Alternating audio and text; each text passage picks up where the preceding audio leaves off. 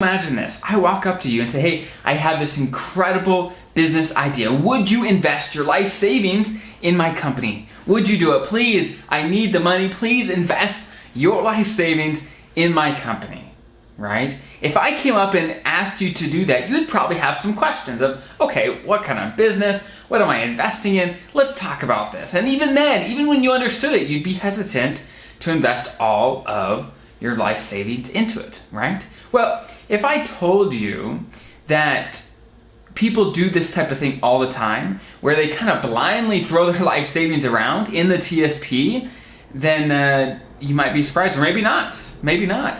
Where when we talk about investing money, when we talk about the TSP, we kind of disconnect the two. We're like, oh yeah, well, if someone came up to me on the street and asked for my life savings, I wouldn't give it to them, but I'm really willing to put my money anywhere in the TSP without truly understanding where I'm putting it, and I'm okay with that, right? So what we have to do is we don't have to be experts in the TSP and the fund, but we're going to talk about it today. Get the basics down. Figure out the basics of what the TSP and the funds are all about, and once you have that, then that is a great foundation to make semi-educated decisions moving forward, right? To know where you should put your money. Because if I said, hey, invest in the C fund, right? Or the G fund. I talk about the funds all the time in my videos, my podcasts, my articles. I talk about the different funds all the time. But hopefully this piece of content, this YouTube video, podcast, article, will give you some background into what these things are, what you are actually investing in when you move your money around in the TSP. And if you are a federal employee, please consider joining the community, subscribing, commenting, whatever you can. Engage. We have some incredible people trying to get the most out of their retirement. And if you want to get the most out of your retirement, the most out of your benefits, retire confident, engage. That's the best way to learn and to grow together. So without further ado, we're going to jump right in and talk about the TSP and the funds. So we're going to go right down the line. There's five funds in the TSP that make up the core funds, right? And there are also the L funds, which I'll touch on a little bit later. But the L funds are just made up of the five core funds. So we're going to focus on the five funds and what they're invested in, what they are, and when you invest in them, where you're actually putting your money. Okay? So we're going to start at the bottom, and that is the G fund. Okay? So the G fund invests in basically U.S. Treasury bonds. These short-term bonds that the government produces is actually specifically just for the G fund, right? It doesn't produce it for anyone else. And the G fund is super unique because it is guaranteed to not lose value. It's not going to go down in value. Now, inflation may grow faster than it, so you actually might lose buying power, but it's not going to lose value. So you're actually just investing in a U.S. bond when you're investing in the G fund that grows a little bit every year, okay? So that's the G fund. Now, the F fund. The F fund invests in bonds as well, but not just U.S. bonds, or not just U.S. government bonds. It invests in bonds around the country, whether it's corporate bonds or government bonds. And basically what a bond is, for those that aren't super familiar, a bond is debt, okay? So a company says, hey, I need $50 million to do this project. How do we raise this? Well, they'll sell bonds. Well, they say, hey, if I'll sell this $1,000 bond to you, and I'll pay you 5% interest for the next 15 years. Perfect. And that's what a bond is. It's people borrowing and lending money across the economy. And so bonds are a conservative way to invest your money in retirement to earn some money, but it's not going to bounce around. It's not going to be very volatile in retirement. So that's what the F fund is. It's a bunch of bonds from around the country, from the U.S. government. And when the U.S. government borrows money, when big corporations borrow money, that's what it's based in. So that's what you're investing in when you invest in the F fund. The next is the C fund.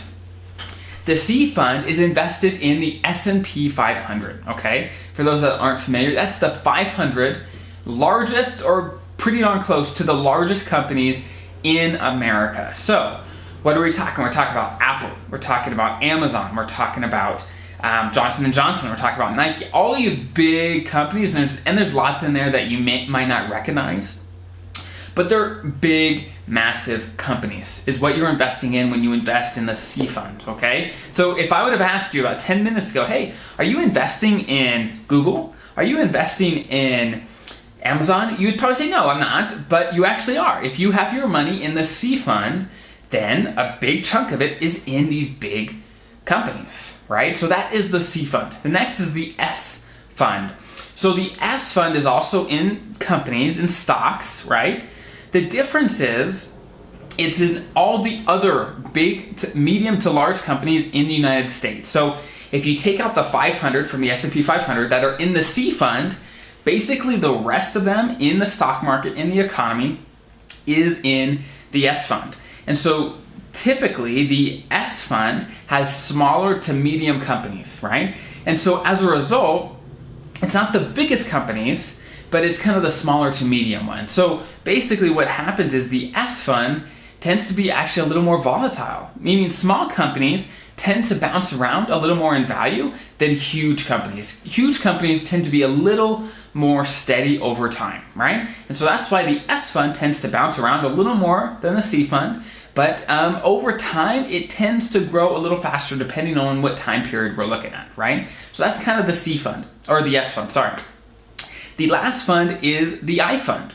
And the I fund invests in companies, again, it's stocks, from other developed countries around the world, whether it's Japan, whether it's Europe, Australia. It invests in these companies. For example, the number one company it invested in is Toyota, right? The car company, Toyota. So those are the companies and the things that you're investing in when you invest in these different funds. I really wanted to go over this today to show you, hey, know where you're actually putting your money, right? And when questions come up about other things that you could invest in, let's say real estate, okay, is it a good investment, right? Or Bitcoin or these other things. Understand your investments so that you know, at least on the basic level, where you're putting your money, right? And I'm not gonna dig deep into Bitcoin right now. I have another video on that.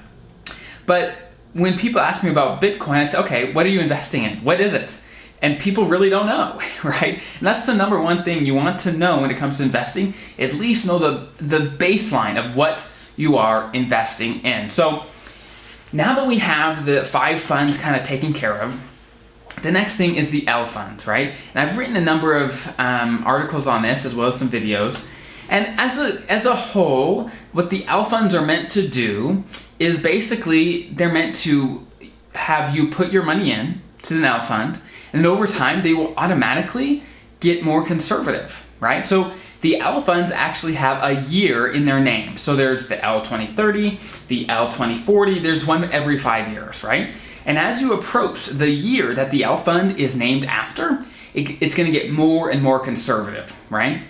In my experience, they get way too conservative close to retirement, so I'm not a huge fan there. And the second reason I don't like them very much is it's hard to tell what you're actually invested in, right? When you look at your TSP statement, you say, okay, yeah, half of my money's in the L 2045. Okay, what does that mean? What are you invested in? Because it changes, right? The L fund changes, so you'd have to go back to the TSP website, find which underlying funds you're investing in, and that's a hassle. For me, I like to stick to the 5 core funds, but again, that's somewhat of a preference. As long as you can manage your money and it makes sense to you, and you can consistently go in and maybe adjust things as needed, awesome, whatever works for you. But for me, I'm not a huge fan of the L fund for those reasons, right?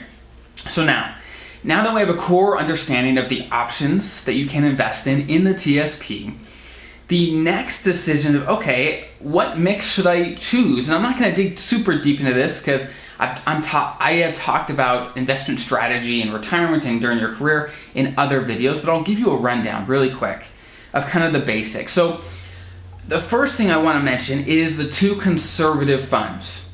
The G fund and the F fund are on the conservative side in the TSP, meaning they're not going to bounce around a lot. They're not going to be very volatile, okay? Now, the downside is they're not going to grow very much over time either, right? So if you're too heavy in the G and F funds, well, you're not going to lose money, at least value, right? But what you will lose, for example, here in the next 5, 6, 7, even maybe 10 years, inflation is probably going to be a big deal. The government is spending a lot of money, and I might have mentioned this before, inflation is going to be a big deal, and if you're too heavy in the G and F fund, they're probably not going to grow to beat it, right? So the price of everything is going to grow faster than your money is. And that's not good, right? Especially in retirement when you're using that money to live, okay? It's a bad thing.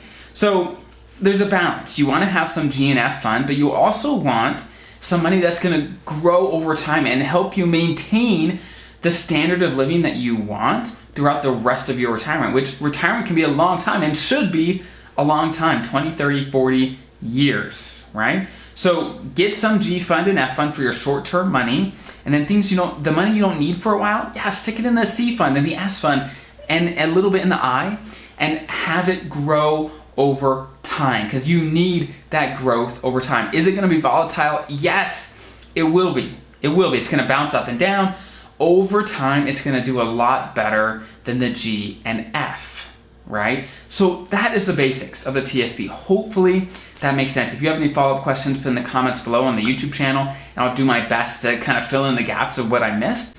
But hopefully that helps you understand where you're putting your life savings, right? So that you know, hey, these are the companies I'm investing in. Awesome. Now I know where my money's going and what might make sense for me as I progress through my career and in retirement. So I hope that was helpful. Have an incredible rest of your day, and I'll see you guys next time.